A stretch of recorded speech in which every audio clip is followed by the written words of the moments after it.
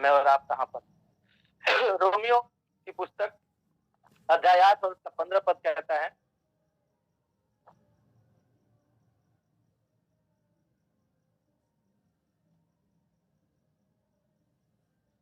Book of Roman chapter 8 verse 15।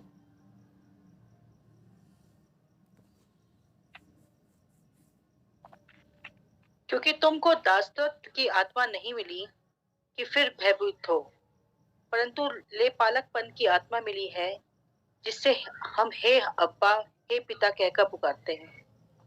Hallelujah.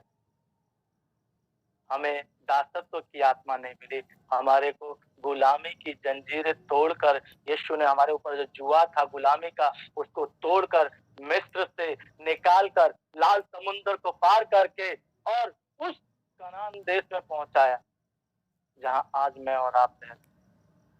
उस अद्भुत रीति से हमें पहुंचाया। जिन्होंने बलवा किया वे सब रह गए, लेकिन बाबा अब्राहम ने एक बात सिखाई थी कि किसी से मुफ्त नहीं मांगा, किसी से भेंट नहीं मांगी, उसने दिया। देना, क्या आज हम संपूर्ण रीति से दे रहे हैं? अपना मुर्दा गाड़ने के लिए सब लोगों ने कहा कि ये हमारी माता है, इसको हमारी जमीन पे गाड़ दे। बोला नहीं, दाम बताओगे तब गाड़ूंगा, नहीं तो उससे पहले नहीं गाड़ूंगा। दाम बताओ, मैं इसको खरीद कर गाड़ूंगा। हम लोग अगर पादरी साहब ने जरा सा कुछ बोल दिया, थोड़ा सा ज्यादा अमाउंट बोल दिया, हम क्यों दे पादरी? शादी विवाह बर्थडे पार्टी में 50,000, 1.5 लाख, 5 लाख, 10 लाख खर्च कर देंगे, लेकिन जब पासवान घर में आते हैं, प्रार्थना करते हैं, आपकी महिमा, आपको संपूर्ण स्वर्ग की आशीषों के देकर जाते हैं, आपके लिए दुआ करके जाते हैं, आप उनके हाथ में क्या करते हैं? आप उनको 10 रुपया, 20 रुपया, 100 रुपया पकड़ा के जय मसीह की बोल देते। वो 50,000 गुब्बारे में, केक में और सजावट में खत्म हो, लेकिन पासवान को देने के लिए नहीं, उसकी बढ़ोतरी करने के लिए नहीं है। परमेश्वर ये क्यों सोचते हैं कि आप पासवान को दे रहे हैं? हमारी सोच यहाँ है, हम देखने में मन भाव जो चीजें है ना, उसी की लालसा में रहते, और वो लालसा हमें कभी भी आगे नहीं बढ़ने देती। जबकि यूहन्ना 3 का 17 और 18 पद कहता है और 19 पद कहता है, हम मृत्यु को पार करके जीवन में प्रवेश कर गए हैं, लेकिन हम लोग अभी भी वो मन भाव चीजें, जैसे इस्राएली कहते थे, अरे भला था इस्राएल, मिस्री में क्या कब्रें नहीं थी? हम वहां रोटी और प्याज ही खाकर तृप्त थे, तो हमें जंगल में क्यों लेकर आ गया मरने के लिए? यहाँ पानी नहीं है, खाना नहीं है, कुछ नहीं है, हम वहीं मर जाते, अच्छा था, यहाँ क्यों लेकर आए? आज भी हम लोग पासवान को कोसते रहते हैं, अगुए को कोसते रहते हैं।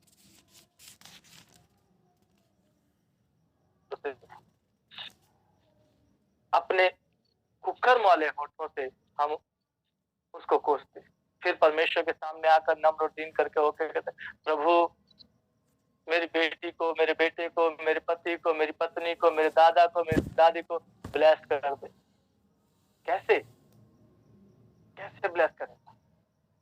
क्योंकि यहाँ पर जो लिखा है, ये वर्ड, ये शब्द जो हे अब्बा हे पिता कहने का जो अधिकार है, इस संसार में हमें कोई नहीं देता। कोई बता दे कि कह सकते हैं आप किसी को भी? किसी को मौका मिला उनको कहने का? नहीं। इसीलिए मेरे यीशु ने एक बात कही और मुझे बड़ी प्यारी लगती है कि पाप से घृणा करो, पापी से नहीं। संसार के जितने भी अवतार आए वो सब पापियों को नाश करने के लिए आए, पाप को नहीं। मेरा यीशु पाप को नाश करने के लिए आया और पापी को बचाने के लिए आया। मैं और आप कहां पर हैं? हम किस नजरिए से देखते हैं? हम हे अब्बा हे पिता कहकर उसको जब पुकार रहे हैं, यह अधिकार, इस बात को आप हल्का समझते हैं? इस शब्द को,